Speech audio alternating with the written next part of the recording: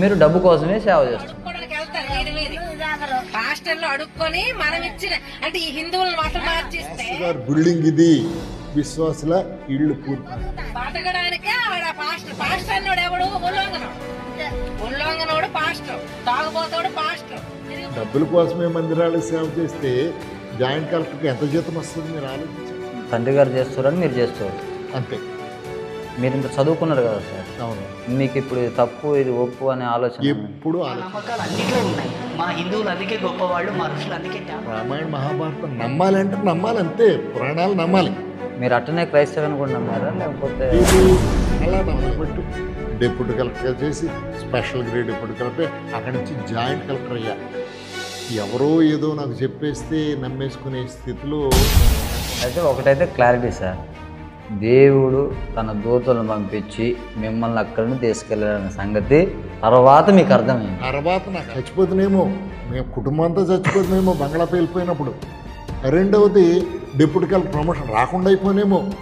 మూడవది ఇక్కడ నేను ఉన్నట్టయితే ఈ కాల్పుల్లో స్పెషల్ ఆఫీసర్ నేనే కాబట్టి నా మీద టార్గెట్ పెడితేనేమో నేనే చనిపోతున్నాను.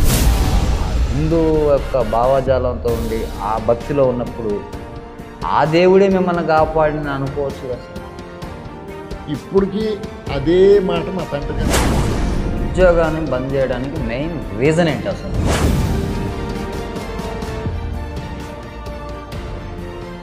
భగవద్గీత కానీ ఖురాన్ కానీ హిందూ గ్రంథాలు అన్ని గ్రంథాలు మీరు చదివారా సార్? నిజంగా చదివాను. ఇప్పటికీ నా దగ్గర పురాణం ఉంది, భగవద్గీత కూడా ఉంది. క్రైస్తవులు భగవద్గీతను పెట్టుకోరు, ఖురాన్ పెట్టుకోరు, కానీ నా ఇంట్లో భగవద్గీత ఉంది. ఎప్పుడైనా రిఫరెన్స్ వచ్చినప్పుడు నేను చదువుతుంది. మందిరానికి వచ్చినటువంటి వాళ్ళు ఆదివారం దేవుని సన్నిధిలో లేకపోతే వాళ్ళు క్రైస్తవులే కాదు.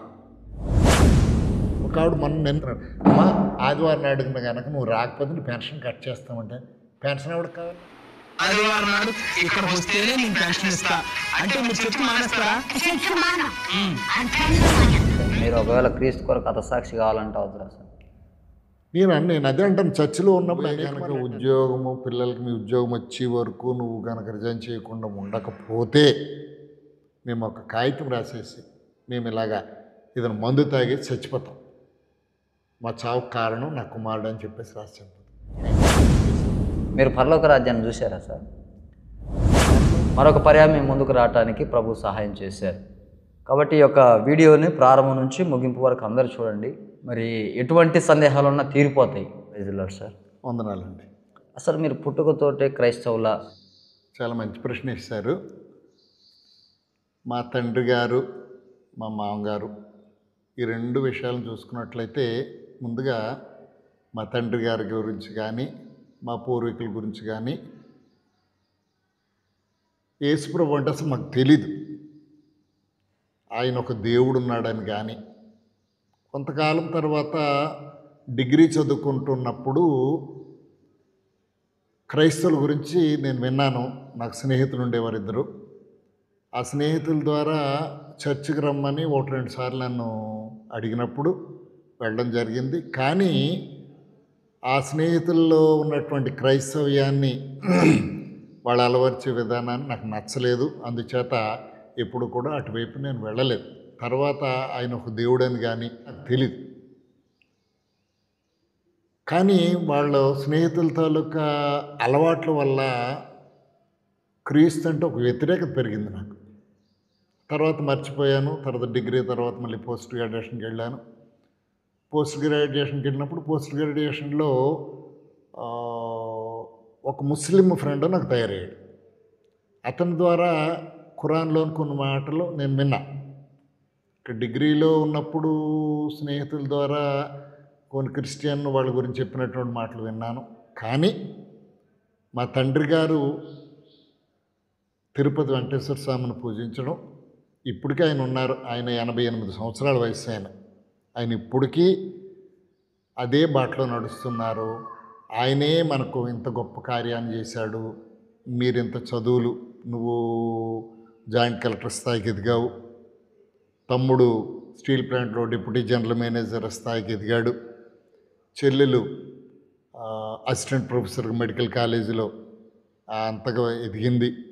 ఇవన్నీ నేను చేసినటువంటి పూజల వల్ల మాత్రమే జరిగిందని ఆయన నమ్మకం. అప్పటికి ఇప్పటికీ కూడా అదే నమ్మకంలో ఉండేవారు. నేను ఎప్పుడైతే ఆయనతో ఉన్నానో మేమందరం కూడా, మా చెల్లి, తమ్ముడు, నేను, మా కుటుంబం అంతా అదే మార్గంలో ఉండేవారు. చిన్నప్పటి నుంచి భక్తి అంటే భక్తిలో నడుస్తూ ఉండేది. ఆయన నడుస్తున్నటువంటి ఆచారాల ప్రకారంగా, మూఢనమ్మకాల ప్రకారంగా, ఆ సంస్కృతి ప్రకారంగా నడుస్తుండేవాడు. నాకు 24 సంవత్సరాలకు పెళ్ళయింది. రాజమండ్రి వాస్తవీరాలు ఝాన్సీ లక్ష్మీబాయి. వారి తండ్రి గారు మొన్ననే ఈ లోకాన్ని విడిచి వెళ్ళారు. ఆయన 98 సంవత్సరాలు బ్రతికారు. ఆయన మహానిష్ట. నిష్ట అంటే పూజ చెయ్యిందే ఆయన అసలు పచ్చి మంచినీళ్ళు కూడా ముట్టుకోరు. నాకు తెలిసి ఆయన ఎప్పుడు చేప, మాంసం ఇలాంటి నీచు అసలు తినే పరిస్థితిలోనే ఆయన ఉండేవాడు కాదు. అటువంటి కుటుంబం నుంచి వచ్చినటువంటి ఆమె భక్తి, నా భక్తి కలిపి 24 ఏళ్ళకే నాకు ఉద్యోగం వచ్చేసింది. ఎంఆర్ఓగా శ్రీకాకుళం జిల్లాలో. అప్పటి నుంచి ఆవిడ, నేను, తర్వాత 2 పిల్లలు కలగడం, వారితో ఉద్యోగం మంచిది, సమాజంలో గౌరవం. ఇక ఏ పండుగలు వచ్చినా ఏమొచ్చినా మా ఆఫీస్ స్టాఫ్ అని అనుకోనండి, మండలం అనుకోనండి, తర్వాత నేను విశాఖపట్నం ఆర్డీఓగా చేయడం, ఇవన్నీ కూడా నన్ను గొప్పగా దేవుని భక్తుడిగా, ఎక్కడ మందిరాలు కనబడితే, అంటే ఎక్కడ గుళ్ళు కనబడితే ఆ గుళ్ళకి వెళ్ళడము, కొబ్బరికాయలు కొట్టడము. తిరుపతి అయితే ప్రతి 6 నెలలకోసారి తిరుపతి వెళ్ళడము, గుండు కొట్టించుకోవడము, అది ఒక గౌరవంగా భావించేవాడు. ఈ చేతికేమో కాశీతాళ్ళు కట్టుకుంటే అదొక గొప్పగా ఫీల్ అయ్యేటువంటి కుటుంబంలో ఉండేవాళ్ళు. మీరు భగవద్గీత కానీ, ఖురాన్ కానీ, హిందూ గ్రంథాలు అన్ని గ్రంథాలు మీరు చదివారా సార్? నిజంగా చదివా. ఇప్పటికీ నా దగ్గర ఖురాన్ ఉంది, భగవద్గీత కూడా ఉంది. క్రైస్తవులు భగవద్గీతలు పెట్టుకోరు, ఖురాన్ పెట్టుకోరు, కానీ నా ఇంట్లో భగవద్గీత ఉంది. ఎప్పుడైనా రిఫరెన్స్ వచ్చినప్పుడు నేను చదువుతా. ఎప్పుడైతే నా భార్య కూడా ఎక్కువగా హిందూ భక్తిలో ఉందో, మరి నేను ఎక్కువగా భగవద్గీత చదవడం మొదలుపెట్టాను. భగవద్గీత గురించి నాకు బాగా తెలుసు, రామాయణం గురించి బాగా తెలుసు, భారతం గురించి ఇంకా బాగా తెలుసు. చిన్నప్పటి నుంచి ఒక సినిమాలు చాలా ఎక్కువగా చూసేవాళ్ళు. కృష్ణుడు ఎలా ఉంటాడో తెలియదు, రాముడు ఎలా ఉంటాడో తెలియదు, కానీ ఎన్టీ రామారావు చూస్తే సాక్షాత్తు దేవుడు అన్నటువంటి ఫీలింగ్లో, అటువంటి భక్తిభావంలో మేము సినిమాలకు వెళ్ళడము, వాటి ద్వారా చాలా అనుభూతిని పొందడము, ఇవన్నీ జరుగుతుండే. ఉద్యోగము చక్కగా వీళ్ళు రావడం, ఏ పండుగ జరిగినా మా ఇంటి ముందు ఒక పెద్ద పందిరేయడము, గణపతి నవరాత్రులు, లేకపోతే శ్రీరామనవమి, ఇంకా శివరాత్రి, వీటన్నిటికీ చాలా గొప్పగా చేసుకున్నాడు. హిందూ ధర్మంలో ఉన్నప్పుడు అల్లరి పిల్లగాళ్ళు వీళ్ళు కొన్ని మాటలు అంటుండేవారు.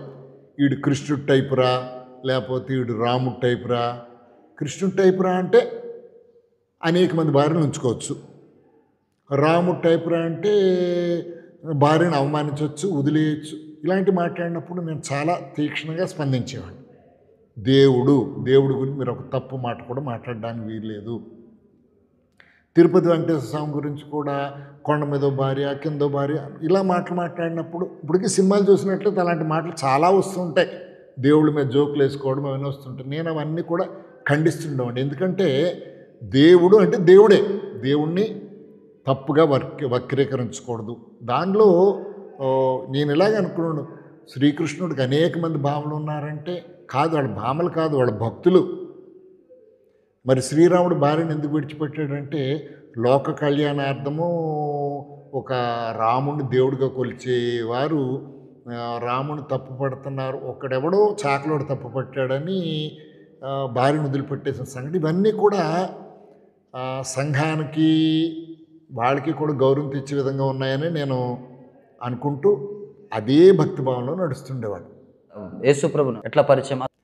నేను తహసీల్దార్గా ఉన్నప్పుడు ఒక కష్టం వచ్చింది. ఆ గ్రామంలో కొంతమందికి ఇళ్ల పట్టాలు ఇవ్వడం జరిగింది. ఒక 1000 ఇళ్ళ పట్టాలు ఇవ్వడం జరిగింది. అవి చక్కగా పేదోళ్ళందరికీ పంచిపెట్టడం, రెవెన్యూ డిపార్ట్మెంట్ అంటే పేదోళ్ళు సహాయం చేయడంలో ఇవన్నీ ఉంటాయి. ఇది జరిగిపోయిన తర్వాత ఎలక్షన్స్ వచ్చాయి. ఎలక్షన్స్ వచ్చినప్పుడు ఇరు పార్టీలు ప్రాపగండా చేసుకుంటూ ఒకరి మీద ఒకరు బురదలు జల్లుకుంటూ ఉన్నారు. వాళ్ళ మీద బురదలు జల్లుకుంటూ ఒక ఎమ్మెల్యే క్యాండిడేట్ ఏమన్నారు, మీ పార్టీ వాళ్ళకి డబ్బున్నటువంటి వాళ్ళకి ఇళ్ళ పట్టాలు ఇచ్చేశారు అని. అది బాగానే ఉంది. తర్వాత ఆయన అన్నాడు, లేదు ఇంకో పార్టీ వాళ్ళు లేదు, మీరే మేనేజ్ చేసి పట్టాలు ఇచ్చేశారని. ఇవన్నీ చూసిన తర్వాత మూడో రోజున ప్రెస్ వాళ్ళు ఊరుకోరు కదా, ఇంతకీ ఆయన పట్టాలు ఇప్పించాడు, ఈయన పట్టాలు ఇప్పించాడు అన్నారు. ఇంతకీ పట్టాలు ఇచ్చింది ఎవరు ఇచ్చారు పట్టాలు? తహసీల్దార్ గారు ఇచ్చారు. కాబట్టి తహసీల్దార్ గారి మీద యాక్షన్ తీసుకోవాలి. ఇరు పార్టీలు 2 నిరాహార దీక్ష శిబిరాలు పెట్టేసి ఆయన్ని సస్పెండ్ చేయాలి, లేకపోతే ఉద్యోగం తీయాలని ధర్నాలు గిర్నాలు మొదలుపెట్టారు. ఇవన్నీ కలెక్టర్ గారి దగ్గరికి వచ్చింది. కలెక్టర్ గారు వాటి మీద ఎంక్వైరీ వేశారు. ఆ ఎంక్వైరీ నడుస్తూ ఉంది. ఇంకా సస్పెండ్ చేయాలనుకుంటున్నారు. ఈ లోపల నేను తిరుపతి వెళ్ళాను, ఆ కొండకి వెళ్ళాను, మొక్కుబడి చేసుకుని వచ్చేసాను.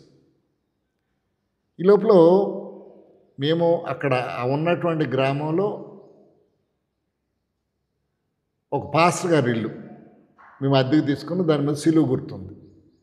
అది ఆ ఇంట్లోకి వచ్చినప్పుడే నా భార్యతో నేను విభేదించాను, నాకు క్రైస్తవులు అంటే ఇష్టపడదు, ఇలాంటి ఇంట్లోకి ఎందుకు వచ్చాము అని. కానీ వేరే ఇల్లు దొరక్క దాంట్లో ఉండవలసిన పరిస్థితి వచ్చింది. ఆ పక్కనే చర్చి ఉండేది. ఆదివారం వచ్చినప్పుడు మైకులు పెట్టేవారు. దాన్ని ఆఫ్ చేయించడానికి పోలీస్ కంప్లైంట్లు ఇచ్చేవాడిని. మీటింగ్లు పెడుతుంటే మీటింగ్ జరగనిచ్చేవాడిని కాదు. ఆ పాస్టర్ గారు నేను ఒకసారి తిరుపతి వెళ్ళి తిరిగి వచ్చినటువంటి సమయంలో ఆయన మాట అన్నాడు, అయ్యా మీ గురించి రకరకాలుగా మిమ్మల్ని సస్పెండ్ చేస్తారట, అది చేస్తారట, తప్పుడు పట్టాలు ఇచ్చారట అని. అలాగంటూ ఆయన మాట అన్నాడు, మా సంఘంలో చాలామంది పిల్లలు ఉన్నారండి, వాళ్ళందరికీ మీరు ఇళ్ళు పట్టాలు ఇచ్చారట, వాళ్ళందరూ మీ గురించి గొప్పగా చెప్పుకుంటున్నారు. నిజమే, తహసీల్దార్ గారు మన మీద కక్ష కట్టో లేకపోతే ఆయనకి మతం పడదని చెప్పో మైక్లు ఆఫ్ చేయించవచ్చు, మనకు సభలు కాకుండా ఇబ్బంది పెట్టి ఉండొచ్చు. కానీ పేపర్లో రాసినట్టుగా వీళ్ళందరూ అనుకున్నట్టుగా ఆయన ఏవి తప్పుడు పట్టాలు ఇవ్వడం కానీ గొప్పోళ్ళకి ఇవ్వడం కానీ అలాంటివి ఏమీ జరగలేదు. మా కాలనీలో ఉన్న వాళ్ళందరూ బేదోళ్ళు. మన చర్చిలో సుమారుగా 30 మంది ఉన్నారు. ఆ 30 మంది బేదోళ్ళు, వాళ్ళందరికీ ఇళ్ళు పట్టాలు ఇచ్చారు. మీ గురించి మేము మందిరంలో ప్రార్థన చేశాం. ఆ ప్రార్థన చేసినప్పుడు దేవుడు మాకు ఒక వాగ్దానం ఇచ్చాడు. వాగ్దానం ప్రకారం మిమ్మల్ని ఎవరు ముట్టరు, అడుగుని ఇవ్వడనని దేవుని వాక్యం ఉన్నది కాబట్టి మేము దేవుణ్ణి అడిగాము అని చెప్పినప్పుడు నేను ఆశ్చర్యపోయాను. మీకు ఏ ఇబ్బందులు లేకుండా మీరు ప్రమోషన్ మీద వెళ్తారు అంటే నేను ఆశ్చర్యపోయాను, వెళ్ళగలగవుతుంది. కానీ తర్వాత ఆ టైంకి నాకు డిప్యూటీ కలెక్టర్ ప్రమోషన్ రావాల్సినది. ఈ సమయంలోనే ఈ గొడవ అంతా జరిగింది. ఆ ప్రమోషన్ రాకుండా ఆపేశారు. అలాంటి సమయంలోనే తిరుపతి వెళ్ళి రావాల్సి వచ్చింది. కానీ అధికారుల దగ్గరికి వెళ్ళాను, హైదరాబాద్ అధికారుల దగ్గరికి వెళ్ళాను. కలెక్టర్ గారు డిసిప్లినరీ కేసెస్ పెండింగ్ ఉన్నాయి కాబట్టి ఇంకా ప్రమోషన్ రావు, డిప్యూటీ కలెక్టర్ గారు రావు అని రాసేసారు. దాని ద్వారా హైదరాబాద్లో కూడా ప్రమోషన్ రాకుండా అడ్డుపడిపోయింది.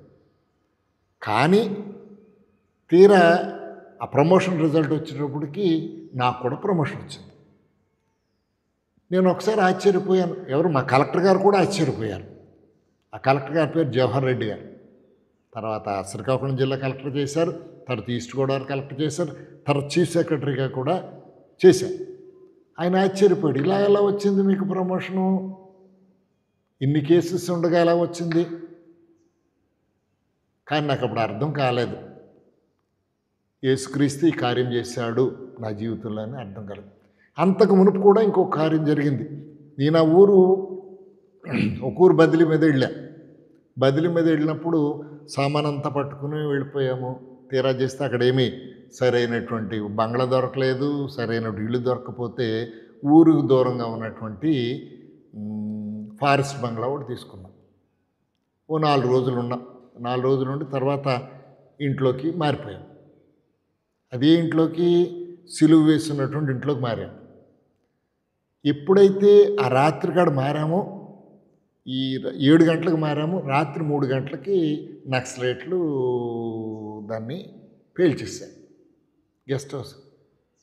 ఇది కూడా యేసుక్రీస్తు ఇంట్లోకి వచ్చిన తర్వాత యేసుక్రీస్తే మమ్మల్ని రక్షించి కాపాడాడు, లేదు ఈ ప్రమోషన్ విషయంలో ఇలా కాపాడాడు అన్న సంగతి మాకు తెలీదు.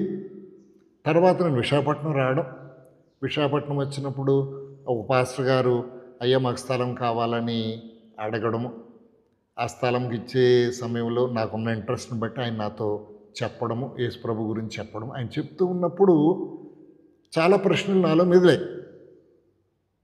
ఈయన ఏం చెప్తున్నాడు? ఈయన యేసుక్రీస్తు ఈ లోకానికి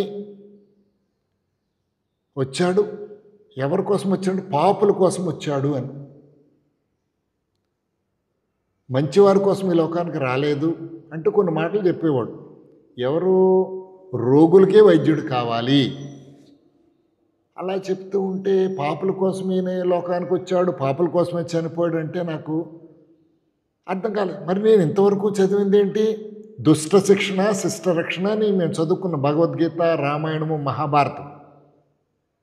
ఇప్పుడు మన చట్టాల్లో కూడా అదే ఉంది. దుష్టులు శిక్షింపబడాలి, శిష్యుడు మంచివాళ్ళు రక్షింపబడాలి. కోర్టులు అదే చేస్తున్నాయి, పోలీస్ స్టేషన్లు అదే చేస్తున్నాయి, రాజ్యాంగం కూడా అదే మాట్లాడుతుంది. తర్వాత నాకు పరిచయమైనటువంటి ముస్లిం ఫ్రెండ్ ద్వారా నాకు అప్పుడు ఎంఎస్సి చదువుతున్నప్పుడే తెలుగు ఖురాన్ నాకు ఇచ్చాడు. దాంట్లో చదివితే అదే ఉంది, దుష్టులు శిక్షించాలి, మంచివాళ్ళు రక్షించాలి. దుష్టులను ఏమాత్రము ముస్లింల తాలూకు దేవుడు అల్లా క్షమించడు అని. మరి అది నేను ఎక్కువగా పరిచయం ఉన్న, నేను అనుసరించినటువంటి భగవద్గీత అయితేనేమి, హిందూ ధర్మాన్ని అయితేనేమి, ఇవి చూస్తే ఒకలాగా ఉంది. ఖురాన్ కూడా అదే విధంగా ఉంది. బైబిల్కి వచ్చేటప్పుడు చాలా దీనికి చాలా వ్యతిరేకత కనబడుతుంది. ఏంటంటే పాపుల్ని రక్షించడానికి ప్రభు అయిన క్రీస్తు ఈ లోకానికి వచ్చాడు. ఇదేంటో చాలా వింతగా ఉంది ఇది అని బైబిల్ చదవడం మొదలుపెట్టిన, ఆయన చెప్పడమే కాకుండా బైబిల్ చదవడం మొదలుపెట్టిన తర్వాత మన గాంధీ గారు కూడా కొన్ని సూత్రాలు ఇచ్చారు మనకి. ఈ చెంపను కొడితే ఆ చెంప చూపించు, అహింసా సిద్ధాంతము, ఇవన్నీ ఎక్కడి నుంచి వచ్చాయి ఈ అహింసా సిద్ధాంతాలు? లేకపోతే ఒక చెంపను కొడితే ఒక చెంపను కొట్టు, బైబిల్ చదువుతూ ఉంటే ఈ చెంపను కొడితే ఆ చెంప కూడా ఇయ్యి, నీ ఎవరైనా చొక్కా ఎత్తుకుపోతే నీ అంగీ కూడా ఇచ్చేసేయి, ఆకలిగా ఉంటే శత్రువు కూడా భోజనం పెట్టు, పాపుల కోసం ప్రార్థించు, దుష్టుల కోసం ప్రార్థించు, చెడ్డవారి కోసం ప్రార్థించు. ఈ బైబిల్లో రాయబడి ఉంది. దుష్టులు వారి దుష్టత్వం చేత మరణించడం నాకు ఎంత మాత్రమూ ఇష్టం లేదు, ఆ దుష్టులు మారు మనసు పొందాలి, అదే దేవునికి ఇష్టమని రాస్తుంది. ఇదేంటిది? ఒకే దేశంలో ఉంటున్నాము, ఇన్ని మతాలు ఉన్నాయి, ఈ మతాలు ఎలా చెప్తున్నాయి, ఈ మతాలు ఎలా చెప్తున్నాయి, దాని మీద ఇంట్రెస్ట్ పెరుగుతూ ఉంది. అలాగ 5-6 నెలలు నాకు విశాఖపట్నం వచ్చిన తర్వాత విశాఖపట్నం ఆర్డీఓ చేశాను. ఇవన్నీ నేర్చుకుంటూ ఉన్నాను. బైబిల్కి ఏదో చర్చికి ఆయన నన్ను పిలవలేదు, నేను చర్చికి వెళ్ళలేదు, కానీ ఒక విధమైన ఇష్టం పుడుతుంది. నేను ఎప్పుడైతే ఇవన్నీ చూశానో ఇక గుళ్ళు గోపురానికి వెళ్ళడం మానేశాను. కానీ నా భార్య వెళ్తుండేది, పూజలు చేస్తుండేది, కొబ్బరికాయలు తెమ్మనేది, అరటిపళ్ళు తెమ్మనేది, అక్కడికి వెళ్దాం ఇక్కడికి వెళ్ళేవాడిని, కానీ నేను గుళ్ళలోకి వెళ్ళడము, పూజలు చేయడం జరిగేది కాదు. ఇలా జరుగుతూ ఉండగా విశాఖపట్నంలో నాకు ఒక ప్రమోషన్ వచ్చింది. మళ్ళీ అక్కడ విశాఖపట్నంలో పోర్టు ఉన్నది, కొత్తగా ఒక పోర్టు కట్టాలి. గంగవరము, దిబ్బపాలెం అనే 2 గ్రామాలు కలుపుకొని గంగవరం పోర్టును కట్టాలి. బహుశా విశాఖపట్నం పరిసర ప్రాంతాలు ఎందుకు, మన ఇండియాలో ఉన్నటువంటి వారందరికీ గంగవరం పోర్టు చరిత్ర కూడా అందరికీ తెలిసే ఉంటుంది. అది నన్ను స్పెషల్ ఆఫీసర్గా నిర్మించారు. నా కింద ఒక 5 డిప్యూటీ కలెక్టర్లు, ఒక 20 మంది తహసీల్దారులు, ఒక 100 మంది రెవెన్యూ ఎస్పీ. వీళ్ళందరూ ఏంటంటే అక్కడ ఉన్నటువంటి భూములు ఎక్వైరీ చేయాలి, ఇళ్ళని ఎక్వైరీ చేసి వాళ్ళ కాలనీలు కట్టాలి, స్కూల్ కట్టాలి, ఇవన్నీ జరుగుతూ ఉన్నాయి. కాకపోతే అక్కడ ఆ గ్రామంలోనే 250 మంది చేపలు పట్టి పడవల మీద ఆధారపడేవాళ్ళు ఉన్నారు. అన్నీ ఖాళీ చేయించాం కానీ పడవలు ఖాళీ చేయించలేము. కారణం ఏంటంటే వాళ్ళకి జీవనోపాధి పోతుంది. గవర్నమెంట్ వాళ్ళకి ఉద్యోగాలు ఇస్తామన్నా కూడా ఎప్పుడు ఉద్యోగాలు ఇస్తారు? పోర్టు కట్టిన తర్వాత ఉద్యోగాలు ఇస్తారు. అంచేత అది జరగలేదు. అది వాళ్ళు బయటకు నెట్టడం జరగలేదు. ఆఖరి గవర్నమెంట్ ఏమన్నది బలవంతంగానే నెట్టేయండి. బలవంతంగా నెట్టుకునే పరిస్థితి వచ్చినప్పుడు పోలీసులు గిలీసులు తీసుకుని వెళ్ళినప్పుడు అక్కడ ఒక విచిత్రమైన సంఘటన జరిగింది. అది ఇప్పుడు సాక్షులు మీరు నమ్ముతున్నారో లేదో నాకు తెలియదు, కానీ నాకంటే ఆ సంఘటన నాకు తప్పించి ఎవరికి తెలియదు. నా చుట్టుపక్కల ఉన్నటువంటి మా బంట్రోతులు అయితేనేమి, జనం అయితేనేమి, మా డిప్యూటీ కలెక్టర్లు అయితేనేమి, అక్కడ ఒక సంఘటన జరిగింది. ఏంటంటే కాల్పులు జరిగాయి. అక్కడ వీళ్ళు చెదరగొట్టడానికి కాల్పులు జరిగాయి. ఆ కాల్పులు జరిగినట్లుగా రాత్రి వరకు నాకు తెలియదు. ఆ రోజు రాత్రి కారణం ఏంటంటే ఈ కాల్పులు జరగడానికి 1 గంట 2 గంటల ముందు ఏమైందంటే ఒక సంఘటన జరిగింది. ఆ పడవలు నడిపే వాళ్ళే నా దగ్గరకు వచ్చి మా అందరినీ ఒప్పిస్తున్నారు. అయ్యా, మా గ్రామాన్ని మీరు చాలా చేశారు. ఒక పడవ కనుక మనం కదిలించి మనం కనుక వేరే ఊరు వెళ్ళినట్లయితే మిగతా పడవలన్నీ వస్తాయి. మా డిప్యూటీ కలెక్టర్లు అందరూ అనుకున్నారు, ఎవరు వెళ్తారంటే వామ్మో ఒక్కడు వెళ్తే వెనక గొడవలు అవుతుందో అదో ఇదో అదంటే, ఎందుకంటే అప్పుడు నా నాయకుడు నేనే కాబట్టి నేనే పడవలో వెళ్తాను. ఒక పడవలో మోటార్ బోట్ స్టార్ట్ చేసి అక్కడికి వెళ్ళడము. అప్పుడు కొత్తగా సెల్ ఫోన్లు వస్తున్నాయి. అక్కడికి వెళ్ళిన తర్వాత సెల్ ఫోన్ సిగ్నల్ లేకపోవడం. కారణం ఏంటంటే అక్కడ డాల్ఫినోస్ కొండలు అని ఉన్నాయి. ఆ కొండలు అడ్డొస్తాయి ఆ ఊరికి. అక్కడికి వెళ్ళాము. అక్కడ దాకా భోజనం చేసాము. సాయంత్రం వరకు ఉన్నాము. ఓ పడవ రావట్లేదు, ఏమవుతుంది అనుకుని వాళ్ళని బతిమాలుకుని బయటకు వచ్చేసి అక్కడి నుంచి కారు బుక్ చేసుకుని విశాఖపట్నం కలెక్టర్ గారి దగ్గరికి వెళ్ళేటప్పుడు రాత్రి 11 అయిపోయింది. ఆ కలెక్టర్ గారు వాళ్ళు ఈ సంఘటనలు ఏం చెప్పకుండా హాస్పిటల్కి వెళ్ళి రిపోర్ట్ పెట్టండి. హాస్పిటల్కి వెళ్ళేటప్పటికి అనేక మంది గాయాలైపోయి ఉన్నారు. తుపాకీ దెబ్బలు, కాళ్ళు చేతులు పోయి 4 చనిపోయారు. మా డిప్యూటీ కలెక్టరు మోహన్ రెడ్డి మొన్నటి వరకు రిటైర్ అయ్యే వరకు కూడా ఆయన ఉద్యోగం చేశాడు. మోహన్ రెడ్డి తిరుపతి కమిషనర్ చేశాడు. ఎవరైనా తిరుపతి వాస్తవ్యులు ఉంటే తిరుపతి కమిషనర్గా చేసినటువంటి మోహన్ రెడ్డి గారి గురించి వాకప్ చేయొచ్చు. అలాగే విశాఖపట్నంలో ఎడిషనల్ ఎస్పీ, ఆయనకి తలకు గాయమైంది. ఆయన ఇద్దరు కూడా కోమాలకు వెళ్ళిపోయారు, తలబద్దలై కేర్ హాస్పిటల్లో ట్రీట్మెంట్ పొందారు. ఇవన్నీ సంఘటన చూసిన తర్వాత ఏమైందో నాకు తెలియదు. మా కలెక్టర్ గారికి రిపోర్ట్ అని ఇచ్చి ఇంటికి వెళ్ళేటప్పుడు నీ భార్య గొడవ చేస్తుంది, అయ్యా ఫోన్ చేయండి. మా భార్యకి ఫోన్ చేస్తే ఏమైపోయారు మీ గురించి ఏమో టీవీల్లో వేస్తున్నారు, ఇంతమంది చనిపోయారు, కాల్పుల్లో చనిపోయారు, ఇంతమంది కోమాలోకి వెళ్ళిపోయారు, ఈ స్పెషల్ ఆఫీసర్ సుభాష్ చంద్రబోస్ ఆచూకీ కనబట్టలేదు. ఇవన్నీ చూసి నేను ఆశ్చర్యపోయాను, ఏమైంది ఏంటి. అప్పుడు నా భార్య అన్నది ఫోన్లోనే, ఇవన్నీ నేను చూస్తున్నాను, భయపడుతున్నాను. ఈ లోపల మీకు ప్రతిరోజు 2-3 నెలల నుంచి ఒక ఆయన వస్తున్నారు కదా, దేవుని ఇది యేసు ప్రభు గురించి చెప్పడానికి వచ్చిన ఆయన 20 సార్లు వచ్చున్నారు. రాత్రి అని పర్లేదు, ఒకసారి ఆయన వెళ్ళి కలిసి రండి అని. వస్తూ రాత్రి 1 గంట అయినా ఆయన ఇంటికి వెళ్తే నన్ను చూసి ఆశ్చర్యపోయాడు. మీలాంటి వారి కోసం బైబిల్లో ఎంత చక్కగా రాయబడిందండి అని. ఏంటి రాయబడిందంటే 91వ కీర్తనలో ఏంటంటే, నీ కుడి ప్రక్కన 1000 మంది పడినను, కుడి ప్రక్కన 10,000 మందికి ఉన్న అపాయం నీ ఎద్దుకు రాదు. నిన్ను గూర్చి తన దూతలకు ఆజ్ఞాపించును, వారు నీ పాదాలకు రాయి తగలకుండా చేతుల మీద ఎత్తిపట్టుకుంటారు. మరి ఆయన ఏం చెప్తున్నాడో ఏమిటో నాకు తెలియదు, కానీ ఇంటికి వచ్చేసాను, నా భార్య నేను ఏడ్చుకున్నాము, అయిపోయింది.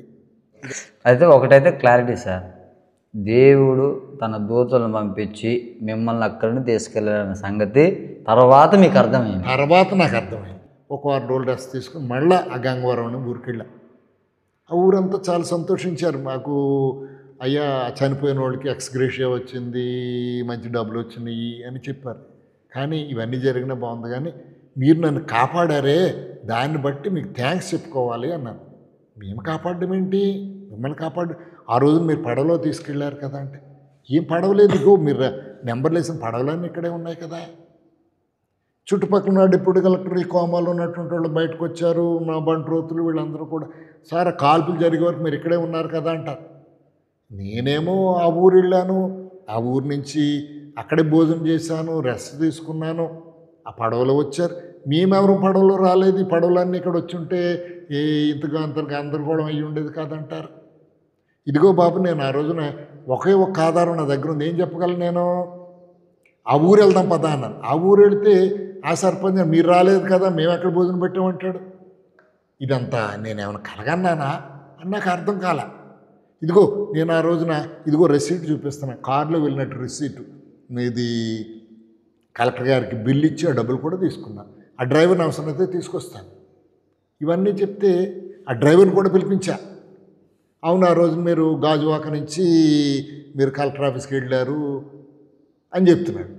ఇది బాగానే ఉంది, కానీ నువ్వు మాతోటే ఉన్నావు కదా, ఆ కాల్పులకు ఆర్డర్ ఇవ్వడానికి నువ్వే కదా గాల్లో కాల్పులు కాస్తుందని చెప్పిందంట. అంటే అక్కడ ఉన్నది నేను కాదా? ఇవన్నీ చూసి నాకు అర్థం కాలే. మళ్ళీ నేను పాస్ గారి దగ్గరికి వచ్చాను. పాస్ గారి దగ్గరికి వస్తే ఆయన ఒక మాట చెప్పాడు, ఇవన్నీ జరిగిందంతా యథార్థమే, కానీ వాళ్ళందరికీ దేవుడు మరుగుపరిచాడు, మిమ్మల్ని కాపాడడం కోసం దేవుడు ఈ కార్యాలన్నీ చేశాడు. మరి ఎవరు నమ్ముతారు ఇవన్నీ? ప్రజలు నమ్ముతారంటే నమ్మరు. ఎవరు నమ్ముతారు? దేవుడు గొప్ప కార్యాలు చేయగలడు, అద్భుతాలు చేయగలడు, ఆయన పేరు ఆయన చెప్తున్నాడు, ఆయనే ఆశ్చర్యకరుడు, బలవంతుడైనటువంటి దేవుడు, నిత్యుడొగు తండ్రి అని చెప్తున్నాడు తన భక్తుల కోసం. అక్కడ మీకు వాక్యం చూడండి ఏమన్నది, నిన్ను కాపాడుటకు ఆయన నిన్ను గూర్చి తన దూతలకు ఆజ్ఞాపించును, వారిని పాదములకు రాయి తగలకుండా తమ చేతుల మీద ఎత్తి పట్టుకుందరు. అంటే దేవుని పిల్లలంటే ఎంత ఇష్టమో. అలాగన ఇవన్నీ జరిగి నేను ఇంటికి వెళ్ళాను, రాత్రి అయిపోయింది. ఆ రోజు కూడా రాత్రి అయిపోతే ఇవన్నీ చెప్తుంటే అప్పటి వరకు నా భార్య పూజలు చేస్తూ ఉండేది. నేనైతే ఒక సంవత్సర కాలంగా నేను వెళ్ళడం మానేశాను. ఇటు చర్చికని కానీ ఎవరు నన్ను పిలవలేదు, చర్చికి వెళ్ళలేదు, గుళ్ళు గోపురికి వెళ్ళడానికి నాకు గొప్ప కార్యాలు ఏమి కనబట్టలేదు. నా భార్య ఇప్పుడు అంటది ఏమని, నిజంగా ఇప్పుడు అవన్నీ గుర్తు చేస్తుంది. ఆ రోజున మనము చర్చ్ ఇంట్లోకి వెళ్ళాము, సిలువ ఉన్నటువంటి ఇంట్లోకి వెళ్ళిన కొద్ది క్షణాల్లో మనం రక్షింపడ్డాం. ఆ రోజు మొత్తం అందరం కలిసి చచ్చిపోదామేమో నక్సలైట్లు ఇల్లు పేల్చినప్పుడు. రెండవది, మీరు పడవలో కనుక వాళ్ళని తీసుకెళ్ళకపోతే ఆ కాల్పుల్లో మీకు దెబ్బలు తగులునేమో. వీటిని బట్టి నేనైతే ఏమనుకుంటున్నాను, ప్రభు అయిన యేసుక్రీస్తు మాత్రమే ఈ గొప్ప కార్యాలు చేశాడు, మీరు నమ్ముతారో లేదో తెలియదుగా నేను నమ్ముతున్నాను అని ఇద్దరం ఒకరికొకరు నేర్చుకుని ఒక తీర్మానం చేసుకుని ఈ క్షణం నుంచి యేసుక్రీస్తు మన దేవుడు అని మేము నిశ్చయించుకున్నాం. ఇప్పుడు అక్కడ ఉన్న వాళ్ళకి అసలు ఆ పడవ వచ్చిందని తెలియదు. అవును, మీరు అక్కడ నుంచి వెళ్ళారనే సంగతి తెలియదు. మీరు మళ్ళా అక్కడ నుంచి వేరే ప్రాంతానికి పోయి మళ్ళీ వీళ్ళని నైట్ పూట అర్ధరాత్రి కలుసుకున్నప్పుడు మీరు ఎట్టి వెళ్ళారని వాళ్ళు కంగారు పడుతున్నట్టుగా సాక్ష్యంలో చెప్పారు. టీవీలో అసెంబ్లీ జరుగుతుంది, రాత్రి 1 గంటకి అసెంబ్లీ జరుగుతుంది. అపోజిషన్ లీడర్ వాళ్ళ పేర్లు చెప్పడం నాకు ఇష్టం లేదు, కానీ సీఎంల పేర్లు చెప్పడం ఇష్టం లేదు, కానీ చెప్పొచ్చు. చంద్రబాబు నాయుడు గారు అపోజిషన్ లీడరు, రాజశేఖర రెడ్డి గారు సీఎం, స్పీకర్గా నాదెండ్ల భాస్కరరావు ఎవరు ఉన్నారనుకుంటారు. అక్కడ అసెంబ్లీలో అడుగుతున్నారు చంద్రబాబు నాయుడు ఏమని, ఇంతమంది చనిపోవడానికి ప్రభుత్వం బాధ్యత వహిస్తుందా? ఆ స్వయంగా స్పెషల్ ఆఫీసరే కనబట్టలేదు, ఏమైపోయాడు, బతుకున్నాడా చచ్చిపోయాడా అని అసెంబ్లీ రికార్డ్స్ ఇస్తే చంద్రబాబు అడిగినటువంటి కూడా దొరుకుతాయి 2. ఎందుకంటే ఒకవేళ ఏ కార్యంలోనైనా సరే అక్కడైతే చచ్చిపోతున్నామో, మేము కుటుంబం అంతా చచ్చిపోతున్నామో బంగ్లా పేలిపోయినప్పుడు. రెండవది, డిప్యూటీ కలెక్టర్ ప్రమోషన్ రాకుండా అయిపోయినేమో. మూడవది, ఇక్కడ నేను ఉన్నట్టయితే ఈ కాల్పుల్లో స్పెషల్ ఆఫీసర్ నేనే కాబట్టి నా మీద టార్గెట్ పెడుతురేమో, నేనే చనిపోతున్నామో. నేను ఒకటే అనుకున్నాను, యేసుక్రీస్తు మన పట్ల ఒక ప్రత్యేకమైనటువంటి దృష్టి ఉన్నది. అప్పుడు నాకు 49 సంవత్సరాలు. నేను ఇది సంఘటన జరిగేటప్పటికి అక్కడి నుంచి నాకు ఖమ్మం జిల్లా జాయింట్ కలెక్టర్గా ప్రమోషన్ వచ్చింది. ఐఏఎస్ ఇచ్చారు, ఇక్కడ ఉద్యోగాలు చేస్తున్నాను. ఈ పని ఒత్తిడి ఎక్కువైపోవడం వలన మందిరానికి కూడా వెళ్ళలేనటువంటి పరిస్థితి. అక్కడ 1 సంవత్సరం పాటు ఉన్నాను, మందిరానికి వెళ్ళాము, చాలా బ్రహ్మాండంగా దేవునిలో ఎదిగాము, బాప్తిసం పొందుకున్నాము, పిల్లలు కూడా బాప్తిసం పొందుకున్నారు. ఇక ఇక్కడికి వచ్చిన తర్వాత పని ఒత్తిడి ఎక్కువైపోయింది. పని ఒత్తిడి ఎక్కువైపోయి ఒక మందిరానికి వెళ్ళినా కూడా కలెక్టర్ గారి దగ్గర నుంచి, మినిస్టర్ గారి దగ్గర నుంచి ఫోన్లు రావడము, వెళ్ళిపోవడం. నేను ఒక్కడే వచ్చాను, నా భార్య పిల్లలు ఖమ్మంలో ఉండిపోయారు, విశాఖపట్నంలో ఉండిపోయారు. నేను నా భార్య, అమ్మ దేవుడు ఇంత గొప్ప కార్యం మన జీవితంలో చేశాడు. సో ఉద్యోగాన్ని బంద్ చేయడానికి మెయిన్ రీజన్ ఏంటి అసలు? మెయిన్ అయితే నాకు సువార్త ప్రకటించాలన్నది నా హృదయంలో పెద్దగా లేదు. కానీ నేను ఈరోజు ఆయన మనకొక ఆజ్ఞలు ఇచ్చాడు. ఏంటంట, 6 దినాలు కష్టపడండి, 7వ దినాన్ని విశ్రాంతి దినము దేవుని మందిరంలో గడపండి. ఆయన ఆజ్ఞనే మనం పాటించలేకుండా దేవుని సన్నిధిలో లేకుండా ఉండి ఏదో మన ఇంటికాడ ప్రార్థన చేసుకుంటామంటే కుదరదు. దేవుని సన్నిధికి వెళ్ళడానికి కుదరలేదు కాబట్టి నేను ఉద్యోగాన్ని మానేస్తాను. మా ఆవిడ గాబరా పడిపోయి గబగబా పిల్లల్ని విశాఖపట్నం వచ్చేసి ఆవిడ ఇక్కడికి వచ్చేసింది. తర్వాత 1 సంవత్సరం పాటు మళ్ళీ ఇక్కడ మనం ఉన్నాము. ఈ డోర్నకల్లు పరిసర ప్రాంతాలను పాస్టర్లను పరిచయం చేసుకుని సువార్తకు వెళ్తుండేవాడు. కానీ ఆదివారం దేవుని మందిరం వెళ్ళలేకపోవడం అన్నది నాకు చాలా బాధిస్తుంది.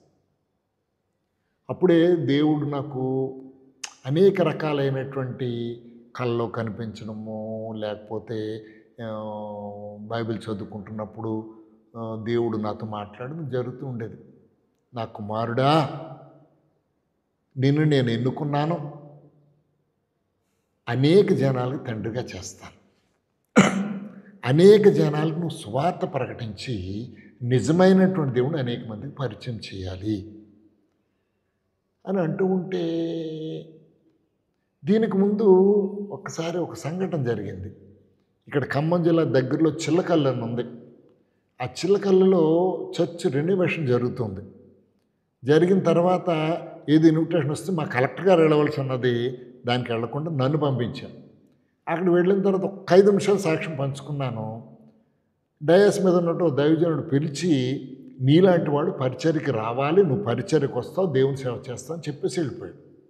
అది ఎవరు అని తర్వాత పరిశీలన చేస్తే అన్నది హోసన్నా మినిస్ట్రీస్ ఏసన్న గారు అప్పుడు నన్ను కావిలించుకుని, నీలాంటి వాడు పరిచర్యకి రావాలి. నేను ఆశ్చర్యపోయాను. రేపు మాపు నేను కలెక్టర్గా, రేపు మాపు నాకు లిస్ట్ వస్తుంది, కలెక్టర్గా నేను వెళ్ళిపోతాను నేను ఆలోచిస్తుంటే, అప్పుడు సిఆర్స్ అని పంపించాం, కాన్ఫిడెన్షియల్ రిపోర్ట్స్ అని పంపించాం, రేపు మాపు కలెక్టర్ వస్తుంది. ఈ లోపల ఈయనేంటి సేవకు రమ్మంటాడేంటి, నాకు ఇంకా 10 ఏళ్ళు సర్వీస్ ఉన్నది. ఎప్పుడైతే ఈ మాటలు నేను మర్చిపోయాను, కానీ ఎప్పుడైతే దేవుని మందిరానికి వెళ్ళలేకపోతున్నానో, దేవుని పరిచయం చేయాలని ఆశపడుతున్నాను, నా భార్యతో ఖరాఖండిగా చెప్పేశాను, అమ్మ నేను ఉద్యోగం చేయలేని పరిచయం. ఆవిడ నాతో నెలలు మాట్లాడడం మానేశాను. దేవుడు నీతో మాట్లాడినప్పుడు నాతో కూడా మాట్లాడాలి కదా, నాతో మాట్లాడినప్పుడు నేను కూడా ఒప్పుకుంటానులే అన్నదే మాట్లాడడం మానేసింది. ఒక రోజున 15 రోజుల తర్వాత వచ్చి ఏడ్చుకుంటూ వచ్చింది, అయ్యా దేవుడు నాతో కూడా మాట్లాడాడు. ఏం మాట్లాడాడు? మత్తయి సువార్త, లూకా సువార్త 12వ అధ్యాయం 29వ వచనం నుంచి మాట్లాడాడు. ఏమి తిందుమో ఏమి తాగుదుమో అని విచారించొద్దు, అనుమానం కూడా కలిగి ఉండొద్దు. మీరు దేవుని రాజ్యం వెతకండి, అప్పుడు మీకు ఏం కావాలో కూడా ఇస్తాడని దేవుడు మాట్లాడుతున్నాడు. కాబట్టి మనం ఉద్యోగాన్ని మీరు వదిలిపెట్టేయండి, మన ఇద్దరం వెళ్ళిపోదాం. ఈ మాటలు తీసుకుని వైజాగ్ వెళ్ళాను, తల్లిదండ్రులతో చెప్పాను, బిడ్డలతో చెప్పాను, ఎవరు కూడా ఒప్పుకోరే. మా తండ్రి గారు అసలు కుదరదు, నీ పిల్లలకి చదువులు పూర్తవ్వాలి. అప్పుడు 3వ సంవత్సరం చదువుతున్నారు ఇంజనీర్, విశాఖపట్నం గీతం కాలేజీలో. పిల్లలకు ఉద్యోగాలు రావాలి, చదువులు రావాలి, ఉద్యోగాలు అప్పుడే నువ్వు వదిలేసుకుంటావు. మా చెల్లి అన్నది డాక్టర్, కేజీహెచ్ఎల్ డాక్టర్, అన్న నీకు ఒంట్లో బాగాలేదేమో, ఒకసారి హాస్పిటల్కి వెళ్ళి చెక్ చేయించుకుందాం అన్నది. అమ్మ నాకు అలాంటిది ఏం లేదు, చాలా మతి స్థిమితంలో ఉంటుంది నేను మాట్లాడుతున్నాను. తర్వాత వాళ్ళు ఎంత చెప్పినా ఆయన ఏమన్నారు, నువ్వే కనుక ఉద్యోగము, పిల్లలకి మీ ఉద్యోగం వచ్చే వరకు నువ్వు కనుక రిజైన్ చేయకుండా ఉండకపోతే మేము ఒక కాగితం రాసేసి మేము ఇలాగా ఏదైనా మందు తాగేసి చచ్చిపోతాం, మా చావుకు కారణం నా కుమారుడు అని చెప్పేసి రాశాను.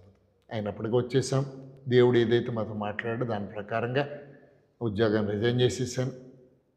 రిజైన్ చేసేసి అక్కడి నుంచి విశాఖపట్నం మొత్తం సామానం తీసి విశాఖపట్నం వెళ్ళిపోయాను. ఒక 6 నెలలు 7 నెలలు అక్కడ ఉండం. 1 సంవత్సరం పాటు ఉన్నాం. దేవుని కోసం కనిపెడుతూ ఉన్నాను. ఎక్కడ చెయ్యాలి, ఏం సేవ చేయాలి అర్థం కాలేదు పరిస్థితి. తర్వాత దేవుణ్ణి అడిగినప్పుడు దేవుడు మళ్ళీ ఖమ్మాన్ని చూపించాడు. నువ్వు ఖమ్మమే వెళ్ళిపో, నాకు అక్కడ జనాంగం ఉన్నారు అని చెప్పినప్పుడు అనేక మంది దైవజనులు ఇక్కడ పిలిచి అయ్యా మీ సాక్ష్యం చెప్పాలి అని ఇక్కడికి వచ్చినప్పుడు అనేక ప్రాంతాల్లో సాక్ష్యం చెప్పడం మొదలుపెట్టాం. ఒక 2-3 ఏళ్ళు ఇలా తిరిగాం.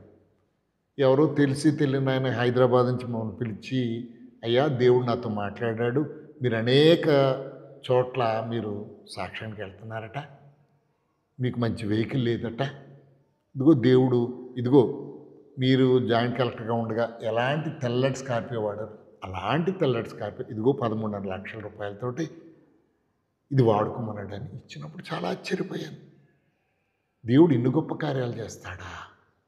అలాగే ఇక రేపో మాపో ఉద్యోగం నుంచి రిజైన్ చేస్తామనగా పిల్లలు ఫోన్ చేశారు, డాడీ మా క్యాంపస్ సెలక్షన్ ఉద్యోగాలు వచ్చేసాయి. ఏ సంవత్సరంలో? 3వ సంవత్సరంలో. ఎలా వస్తాయి 3వ సంవత్సరంలో? మరి ఎందుకో తెలియదు, గీతం కాలేజీలో 3rd ఇయర్లో కూడా క్యాంపస్ సెలక్షన్ వచ్చేసాయి. మీ తాతగారికి చెప్పండి రండి. తాతగారి దగ్గరికి వెళ్తే ఆయన ఓ మాట అన్నాడు, మీ నాన్నకే గాబరా అనుకో, మీ దేవుడికి ఇంకా ఎక్కువ గాబరా. అంటే దేవుణ్ణి అన్యుల ద్వారా కూడా దేవుడు మహింపరుస్తాడు అనే సంగతి తెలిసింది. ఇక్కడ ఖమ్మంలో ఉన్నాము, పిల్లలిద్దరు ఉద్యోగాలు చేసుకున్న వాళ్ళ పెళ్ళిళ్ళు కూడా అయినాయి. దేవుడు చక్కగా మమ్మల్ని నడిపిస్తున్నాడు. మరి ఖమ్మంలో ఓ 2-3 సంవత్సరాల తర్వాత దేవుడు అన్నాడు, ఒక సంఘాన్ని అంటే ఒక మందిరాన్ని కట్టు. దేవుడి మాటని ఒక మంచి సుందరమైనటువంటి ఇప్పుడు ఏదైతే మనం మాట్లాడుతున్నామో ఒక మంచి చర్చిని ఇక్కడ కట్టగలిగాం. తర్వాత మళ్ళీ కొంతకాలం 1 సంవత్సరం పోయిన తర్వాత చిల్లకల్లి దగ్గర ఉన్నటువంటి ఒక విలేజ్, ఆ విలేజ్ ఏదో కూడా నాకు తెలియదు, మక్కపాటి, అక్కడ నుంచి ఒక 2 భార్యాభర్తలు 2 వచ్చి వాళ్ళకొక వాళ్ళ అనారోగ్యాన్ని దేవుడు విడిపించాడు. అలాగ అక్కడి నుంచి అనేక మంది వస్తుంది. అక్కడ కూడా వెళ్ళి అక్కడ కూడా ఒక మందిరాన్ని నిర్మించడం జరిగింది. దేవుడు మమ్మల్ని ఏర్పరిచినట్లుగా అనేకులకు అనేక ప్రాంతాల్లో సువార్త ప్రకటిస్తూ ఉన్నాను. ఇదిగో తెలుగు రాష్ట్రాలు అన్ని చోట్ల అనేక ప్రాంతాల్లో ఇంచుమించుగా నెలకు 15 రోజులు అలా తిరుగుతూనే ఉంటాను. మీరు డిప్యూటీ కలెక్టర్గా చేస్తూ మంచి హోదాలో ఉండి మంచి శాలరీ మంచి పొజిషన్లో మీరుండి యేసు ప్రభులోకి రావటమే కాకుండా సేవ చేస్తున్నారు. చాలామంది క్వశ్చన్ ఏంటంటే మీరు డబ్బు కోసమే సేవ చేస్తున్నారు అంటే బైబిల్ పట్టుకున్న ప్రతి ఒక్కళ్ళు డబ్బు కోసం వచ్చారు అనేటువంటి ఒక మాట అందరిలో అట్లా మిగిలిపోయింది. దానికి మీరేం సమాధానం చెప్తారు సార్? డబ్బుల కోసమే మందిరాలకు సేవ చేస్తే జాయింట్ కలెక్టర్కి ఎంత జీతం వస్తుందో మీరు ఆలోచించండి. ఎంత బాగుంటుందో చెప్పండి. ఇంట్లో 20 మంది పనివాళ్ళు ఉండేవారు, ఓ 2 కార్లు ఉండేవి. జీతము, అధికారము ఇవన్నీ వదులుకొని ఇలాగ చేతి డబ్బులు పెట్టుకుని సువార్తకు వెళ్తూ మందిరంలోకి వచ్చేస్తాయి డబ్బులు అంటారు. ఎందుకు వస్తాయి? బీదలు ఉంటారు, ఏమిస్తారు, ఏమివ్వగలుగుతారు, వాళ్ళకి ఏం సువార్త చెప్తాం? దేవుడు మాట చెప్పాడు, బీదలకు సువార్త ప్రకటించండి. గొప్పోడికి ఏమి అక్కర్లే, రోగమున్నటువంటి వాళ్ళకి వైద్యుడు కావాలి. ఇంకా కొంతమంది కొన్ని వీడియోలు చూస్తున్నాను, ఇదిగో పాస్టర్ గారు బిల్డింగ్ ఇది, విశ్వాసుల ఇళ్ళు పూర్పాకలు. అవును, ఇప్పుడు పరిచర్యకు వచ్చి గొప్పవాళ్ళు డబ్బు కోసం వస్తున్నారు. మరి మీరు కూడా దేవుని నమ్ముకుని పరిచయకు వచ్చి మీరు గొప్పవాళ్ళు అయిపోతారు. ఎవరి గురించి అవి చదువుకున్నారు మీరు తెలుసు తెలీదు. నేను సాక్షిగా ఉన్నాను. ఖమ్మం జిల్లాలో 2011లో జాయింట్ కలెక్టర్గా పనిచేశా. మీరు వెళ్ళి కలెక్టర్ ఆఫీస్కి వెళ్ళి కనుక్కోండి, సుభాష్ చంద్రబోస్ గారు ఇక్కడ పనిచేశారా, ఉద్యోగాన్ని ఎందుకు వదిలేశారు, ఆ రోజు పేపర్లు కూడా మనం ఉంటే ఎతకండి, చక్కగా మనం డేట్లు పెట్టుకుని పేపర్లు కూడా వచ్చేస్తాయి. రికార్డు కూడా గంగవరం కూడా రికార్డులు వెరిఫై చేసుకోండి, కాల్పులు జరిగినాయా, ఇదంతా జరిగిందా. ఇవన్నీ ఎందుకు చెప్తున్నానంటే నిజమే మీరు అన్నట్టుగా ఒక ఆశ మాకు ఉంటుంది. ఏంటంటే అయ్యో నిజమైన దేవుణ్ణి ఎరగకుండా ప్రజల్లోకి పాడైపోతున్నారు. ఆ నిజమైనటువంటి దేవుణ్ణి, సజీవుడైనటువంటి దేవుడు ఎవడు మనం చూడలేదు, దేవుళ్ళు అనబడినటువంటి అనేక మంది అనిపిస్తున్నారు, కానీ చనిపోయినటువంటి వాళ్ళని చూస్తున్నాం. చనిపోయి తిరిగి లేచినటువంటి ఒకే ఒక్క దేవుడు యేసుక్రీస్తు. ఈ రోజున మనం ఇంకొక మాట కూడా చెప్పుకోవాలి. క్రీస్తు కొంతమంది అంటారు, ఎక్కడ క్రీస్తు పుట్టినట్టు ఎక్కడైనా ఉందా, చేసిందా, అది ఉందా, ఇది ఉందా అని అడుగుతారు. బుద్ధుడు ఎప్పుడు పుట్టాడు మిమ్మల్ని అడుగుతాను. క్వశ్చన్ చెప్పండి, మీరు ఆన్సర్ చెప్పండి. బుద్ధుడు ఎప్పుడు పుట్టాడంటే మీరు ఖచ్చితంగా మాట చెప్పాలి, క్రీస్తు పూర్వం పుట్టాడని చెప్పాల్సిందే. మనం ఇప్పుడు నడుస్తుంది 2025 సంవత్సరం, అంటే భూమి పుట్టి 2020 సంవత్సరాలు అయిందా? ఏం చెప్పాలి అప్పుడు? క్రీస్తు శకము 2025 సంవత్సరము, అంతకుముందు అని క్రీస్తు పూర్వం అని చెప్పాలి. మామూలుగా ఒక స్టేజ్ మీద సాక్ష్యం చెప్పారన్నారు. అక్కడ ఒక దైవజనుడు వచ్చిండు, నువ్వు సేవ చేస్తావు, నువ్వు సేవ చేయాలని చెప్పిండు. సేవ చేస్తావు, రాబోయే కాలంలో సేవకుడు అవుతావు అని ఒక మాట చెప్పిండు. అంటే ఆ మాటను బట్టి మీరు సేవకుడు అయ్యారా, లేకపోతే దేవుని యొక్క పిలుపు ఏర్పాటు అట్లా?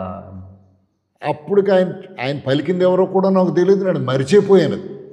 ఇది ఎప్పుడైతే సేవకు వచ్చిన తర్వాత ఎవరో ఒకళ్ళు నాకు అలవాటు ఏంటంటే ఎక్కువగా ఒక లాల్చీ పైజామా వేసుకోవాలి అన్నటువంటి ఆశ ఉండేది. ఇలా లాల్చీ పైజామా వేసుకుని వెళ్తుంటే ఓ 2-3 సార్లు అన్నారు, అచ్చం ఏసన్ గారిలాగే ఉన్నారు, ఏసన్ గారిలాగే మాట్లాడుతున్నారు, అలాగే సన్నగా ఉన్నారంటేనే. అప్పుడు నాకు గుర్తొచ్చేది, అప్పుడు ఏసన్న గారు కదా ఇలాగ అన్నారు, అది నిజమైందా? దైవజనుడి తాలూకు మాట నిజమైందా అని. ఎందుకంటే దేవుని వాక్యం మీద ప్రవక్తల నోట నా మాట ఉంచుతాను అని చెప్పినప్పుడు ఆయన బట్టి నేను ఎందుకు వస్తాను? ఆయన అయిపోమంటే అయిపోతానా, లేదంటే ఆయన ఏమైనా నాకు జీతం ఇస్తాడా? అంటే లోకంలో అందరి ఆలోచన ఎట్లుంటుందంటే, సార్ అది ఒకరిని ఏం తెలియని అమ్మాయికి ఉన్నారే, నువ్వు సేవకుడుగా అని అంటే వాడు మోటివేషన్ అయిపోయి సేవకుడు అని లోకంలో నానా రకాల ఆలోచనలు ఉన్నాయి. అలా మీరేమైనా అయ్యారా, లేకపోతే దేవుని యొక్క ప్రత్యక్షత మీకు కలిగి మీరు బయటకు వచ్చారా? దేవుని దర్శనం కలిగి దేవుడు నాతో మాట్లాడితేనే నేను ఇది రావడం జరిగింది. ఓకే. మీరు పూజలు చేశాను అన్నారు, తిరుపతి కూడా వెళ్ళాను, అట్లా అదొక గొప్పగా భావించేవాడిని అన్నారు. అయితే ఇప్పుడు మీరు పూజలు చేసి మీ ఇంట్లో అప్పటికి అమ్మగారు కానీ మీరు కానీ ఆ హిందూ యొక్క భావజాలంతో ఉండి ఆ భక్తిలో ఉన్నప్పుడు ఆ దేవుడే మిమ్మల్ని కాపాడిన అనుకోవచ్చు కదా సార్? ఇప్పటికీ అదే మాట మా తండ్రి గారి నోట అంటాను. ఆయనకి 89 ఏళ్ళు, ఇప్పుడు అదే మాట అంటాను. కానీ ఇప్పుడు మనం ఆలోచించినట్లయితే ఇప్పుడు అనేక మంది పాస్టర్లు ఉన్నారు. ఇప్పుడు మనం అనేకమైనటువంటి హిందూ దేవాలయాలు ఉన్నాం, మనం వెళ్ళి మొక్కుకొని వచ్చేస్తాం. కానీ దేవుడు ఒక సంఘములో ఉన్నటువంటి వారి గురించి కానీ, పరిచయం ఉన్నటువంటి వారి గురించి కన్నీరు కారుస్తూ వాళ్ళని బ్రతికించు, వాళ్ళ అనారోగ్యాన్ని బాగు చేయని పాస్టర్ని ఇప్పటివరకు మనం చూస్తున్నాం. ఆ రోజున ఆయన కోసం నేను మందిరం కోసం స్థలం ఇచ్చానో లేదో నాకు తెలియదు, ఆయన చర్చ్ కట్టుకున్నాడో లేదో అప్పుడు నాకు తెలియదు. కానీ ఎందుకంటే నా కోసం సువార్త ప్రకటిస్తున్నాడు కాబట్టి ఆయన తర్వాత చెప్తున్న మాట ఏంటంటే, మీరు తిరిగి వచ్చే వరకు కన్నీటితో ప్రార్థన చేస్తూ మీ కుటుంబాన్ని వెళ్ళి పరామర్శిస్తూ, అమ్మా ఆయన జాగ్రత్తగానే ఉంటాడు, దేవుడు ఎక్కడో జాగ్రత్తగానే ఉంచుతాడు, వస్తాడు, మీరు గాబరపడదు, ఆయన ఇంటికి రాగానే నాకు ఫోన్ చేయండి అని.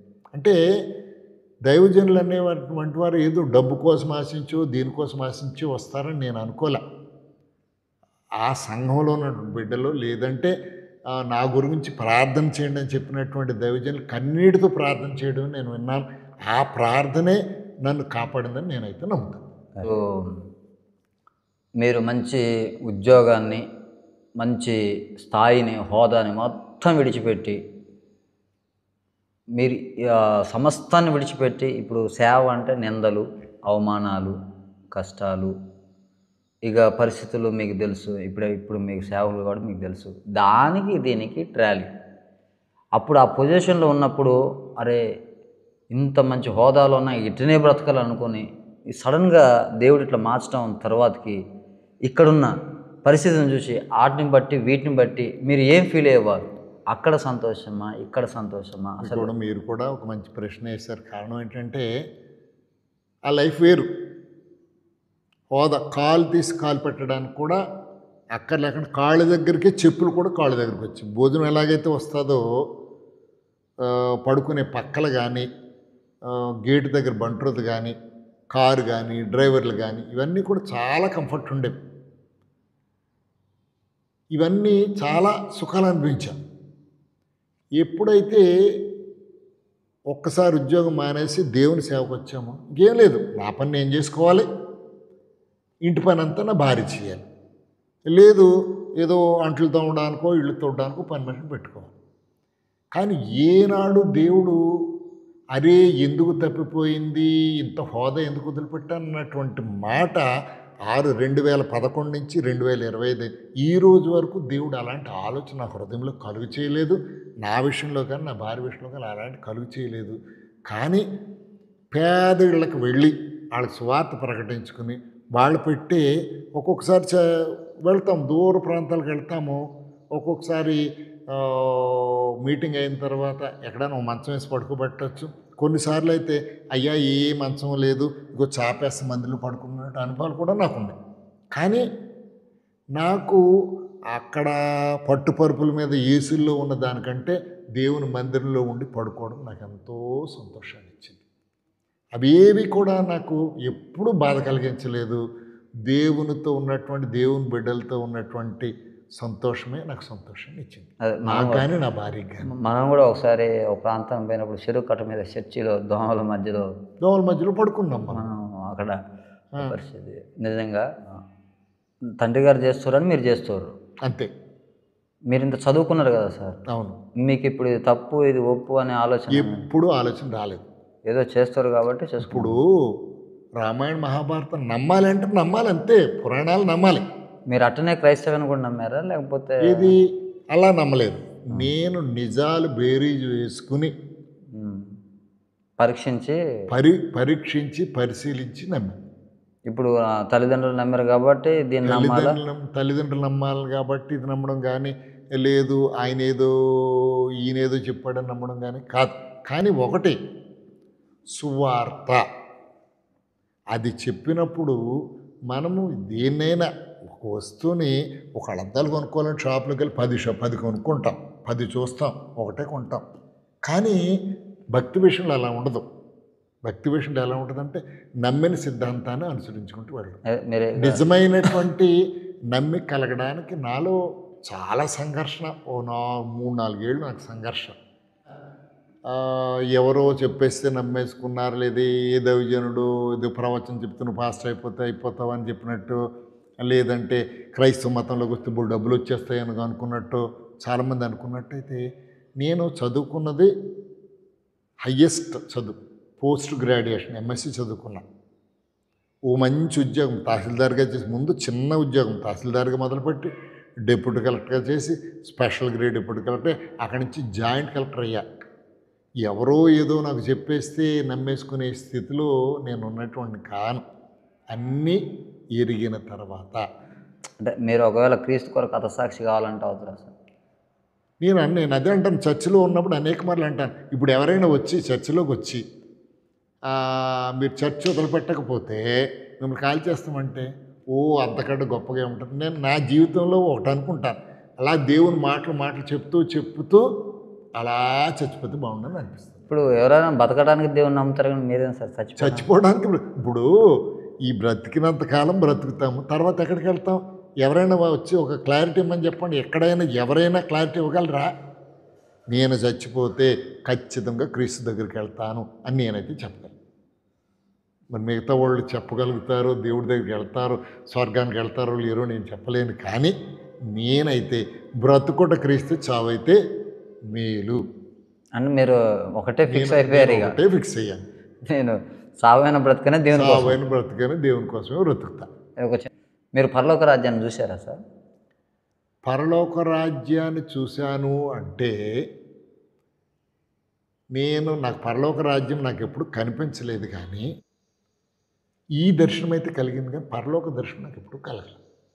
అదే ఎందుకంటే ఇక్కడ ఏదో అబద్ధం చెప్పేసి, ఎందుకంటే మన మందిరంలో ఉన్నాం, క్రీస్తు నమ్మినటువంటి వాడు అబద్ధం చెప్పడం. ఒకటి క్రైస్తవులుగా ఈ విశ్వాసం కనుక లేకపోతే, ఆయన ఒక వాగ్దానం ఉంది, అపొస్తలుల కార్యాలు వాగ్దానం ఉంది, ఎలాగైతే వెళ్ళానో అలాగే తిరిగి రావడం మీరు చూస్తారు అని చెప్పినప్పుడు, అదే గనక యేసుప్రభు తిరిగి వస్తాడు ఆ రోజు నాటికి నేను బతుకున్నట్లయితే. ఇప్పుడు మా అమ్మగారు అనేవారు ఏమని, నేను చిన్నప్పటి నుంచి వింటున్నాను, మా అమ్మగారు ఊర్లో అక్కడక్కడ క్రీస్తు సువార్త చెప్తుండేవారట, అనేవారట, ఇదిగో క్రీస్తు త్వరలో వస్తున్నాడు అని అనే. నేను చిన్నప్పటి నుంచి విన్నాను, ఇంకెప్పుడు వస్తాడు అయి ఉట్టిదే అని. అదే గనక ఆ నమ్మకమే గనక లేకపోతే, ఆ నిరీక్షణే గనక లేకపోతే మన క్రైస్తవులమే కాదు. నేనంటే నిలబడితే దేవుని కోసం నిలబడు, దేవుడు అద్భుత కార్యం చేయగలడు. మనము దొంగ క్రైస్తవులాగా ఉండొద్దు, అదొక హెచ్చరిక చేస్తున్నా ఖచ్చితంగా. రెండవది, మందిరానికి వచ్చినటువంటి వాళ్ళు ఆదివారం దేవుని సన్నిధిలో లేకపోతే వాళ్ళు క్రైస్తవులే కాదు. ఒక ఆవిడ మొన్న ఒక ఆవిడ సువార్తమ్మని ఒక ఆమె సాక్ష్యం ఇస్తుంది, ఎవరో ఇల్లు అడుగుతున్నాడు, అమ్మా ఆదివారం అడిగిన కనుక నువ్వు రాకపోతే నీ పెన్షన్ కట్ చేస్తామంటే, పెన్షన్ ఎవరికి కావాలి, నాకు పెన్షన్ వద్దు, ఏమొద్దు నాకు, మార్తమ్మ పెన్షన్ వద్దు ఏమొద్దు నాకు, ఇది గ్యారంటీ అంటుంది. అంటే దేవుని కోసం నిలబడినటువంటి వాళ్ళు అనేక మంది ఉన్నారు. మనం దేవుని కొరకు, దేవుడు మనకేమి ఇస్తున్నాడు, ఎంతసేపు దేవుడు మనకి ఇవ్వడమేనా, దేవుడు మనమేమి ఇచ్చాము. నేను చెప్పగలను, దేవుడి కోసం నా ఉద్యోగం వదిలిపెట్టాను, నువ్వు దేవుడి కోసం ఏమి ఇచ్చావు ఒకసారి ప్రశ్న వేసుకోండి. మందిరము మానేసి టైం ఉంటే మందిరానికి వెళ్తాము, ఏదో పెళ్ళిళ్ళు ఉంటే మందిరానికి రాము, ఫంక్షన్ ఉంటే మందిరానికి రాము. ఇప్పుడు క్రైస్తవులు కూడా ఆదివారాలు పెట్టేసుకుంటున్నారు. కారణం ఏంటంటే సెలవు రోజు కాబట్టి పెళ్ళిళ్ళు పేరెంట్గా పెట్టేసుకుంటున్నారు. ఇది మానుకోవాలని క్రైస్తవులు హెచ్చరికైనా చేయొచ్చు ఇలాంటి విషయాలు. మందిరం ఆదివారం నాడు మందిరంలో నిలబడినటువంటి వాడు దేవుని బిడ్డ కాదు. ఆశీర్వాదం కావాలి. దేవుడు అంటున్నాడు, కష్టపడు, ఈ కష్టార్జితను ఆశీర్వదిస్తాను. 6 దినాలు కష్టపడు, 7వ దినాన్ని ఆశీర్వదిస్తాను. 7వ దినాన్ని నువ్వు కష్టపడితే ఈ 6 దినాలు ఆశీర్వాదం పోయి జేబు, దేవుడు అంటాడు జేబులో చిల్లు ఉందంటాడు. 6 దినాలు కష్టపడినా అది పోతుంది. ఇక అనేక మంది వస్తున్నారు, దశమ భాగం దేవుడు ఖచ్చితంగా దాంట్లో రాశాడు. బేదోడే అవ్వచ్చు, ధనవంతుడే అవ్వచ్చు, దశమ భాగం నాది, దాన్ని దొంగిలించుద్దని చెప్తాడు. దాంట్లో కూడా నేను ఖచ్చితంగా అదే మాట చెప్తాను, నువ్వు ఇవ్వగలవా ఇవ్వలేవా అన్నది నువ్వు తేల్చుకో. అంతేగాని పాస్టర్లు కొంతమంది చెప్తున్నారు, బేదోడు కాబట్టి నాకు ఇవ్వద్దు, అది తప్పు. వాక్యాన్ని వక్రీకరించి ఏదో నా మాట వింటున్నారు కదా అని చెప్పడం కూడా చాలా తప్పు. వాక్యం ఏదుందో అదే చెప్పండి. దేవుడి దశమ భాగం తీయి, దశమ భాగం నాది, తీయనటువంటి వాడు దొంగ అని దేవుని వాక్యం మలాకీ గ్రంథంలో రాస్తున్నారు. నువ్వు చెప్పు, అది ఇవ్వలేడా మానేమి, రేపొద్దుట నువ్వు చెప్పకపోతే తీర్పు నీ మీదకి వస్తుంది. అందరు విశ్వాసులందరికీ ఒక తీర్పు అయితే దైవజనుడి గట్రా 2 తీర్పులు ఉన్నాయండి. కాబట్టి నేను దేవుడు చెప్పింది చెప్పక మానను. ఇర్మియా గ్రంథంలో చెప్తున్నాడు, నేను చెప్తుంటే నా మీదకి కత్తులు కటార్లు వచ్చేస్తున్నాయి, అయినా కూడా దేవుడు చెప్పింది చెప్పక మానను. ఆయన చెప్తుంటే ఏం చేస్తున్నారట, దేవుడు నీ నోటిని పలికించలేదు అని ఆయనని ఏదో నూతుల్లో దింపేశారట, బండలు దింపేశారట, ఇవన్నీ చేశారట. అయినా కూడా దేవుడు నా నోట ఏదైతే చెప్తున్నానో అదే చెప్తున్నాను. మనం చెప్పాలి, చెప్పకపోతే తప్పు. లో ఉన్నట్టు ప్రజలందరికీ ఒకటి చెప్పాలి, నిజమైనటువంటి దేవుడు యేసుక్రీస్తు మాత్రమే. నమ్మినటువంటి వాడు రక్షింపబడతాడు. శిక్ష గురించి నేను చెప్పను, నమ్మినటువంటి వాడు రక్షింపబడతాడు. శిక్ష గురించి నేను చెప్పను. దేవుడు ఒక్కడే, రకరకాలుగా ఉండరు.